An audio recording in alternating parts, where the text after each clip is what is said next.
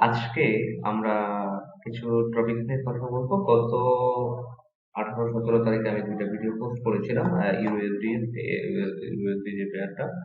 তো আমাদের এন্ট্রি ছিল এই এই পোর্শনে, এই পোর্শনে। দেন আমাদের টেক প্রফিট ছিল এই পোর্শনে। দিস মার্কেট অবশেষে আমাদের টিপি ডান করেছে, টিপি হিট করেছে। তো এটাই হচ্ছে যে মানে ধৈর্য, যেটাকে আমরা ট্রেডিং এর ভাষায় ধৈর্য বলে থাকি, যে আমাদের ধৈর্য ধরতে পারি না। তো যাই হোক, ওগুলা কথা আমরা না বলে আমরা আজকে টপিকসে চলে যাব। সেটা হচ্ছে যে গতকালকে আমাদের একটা ভিডিও আমরা দিয়েছিলাম। সেখানে অনেকে কোশ্চেন করেছে যে ভাই, আমরা তো হচ্ছে কনসিস্টেন্টলি ট্রেড প্রফিট করতে পারি না, এবং একটা এন্ট্রি নেওয়ার পরে সেই এন্ট্রিটা লং টাইম ধরে রাখতে পারি না।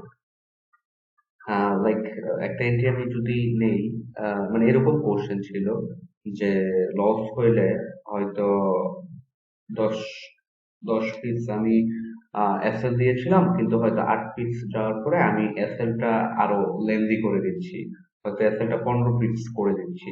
তখন হয়তো আবার 14 পিসে চলে গেছে, দেন আমি হয়তো আবার আরো 2 পিস বাড়াই দিচ্ছি। এন্ড অফ দ্য ডে মোটামুটি হিউজ একটা লসে আমি সম্মুখীন হই। বাট এটা থেকে আমি কিভাবে পরিত্রাণ পাবো, সো সেই বিষয়ে আজকে কথা বলবো।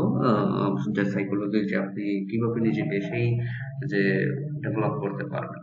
তো আমি বলবো, আপনি একটা স্ট্র্যাটেজি তৈরি করার পর আপনি যদি আপনার আহ, একটা এন্ট্রি পান, তো এসএল এবং টিপি এন্ট্রি নেওয়ার আগে আপনি ফাইন্ড আউট করবেন আপনি কত ডলার লস করবেন, মানে কত পিপস এসএল নেবেন, কত পিপস প্রফিট নেবেন। এই জিনিসটা যদি আপনি আগে নিজেকে তৈরি করে নিতে পারেন, তাহলে আর এই প্রবলেমটা হবে না। সো এন্ট্রি নেওয়ার আগে আপনি আপনার যে ট্রেডিং স্ট্র্যাটেজি, যে সিস্টেমে আপনি এন্ট্রি নেবেন, সো আপনার টেক প্রফিট এবং এসএল দুইটা কম্বিনেশনে দেন আপনি একটা এন্ট্রি গ্রহণ করবেন।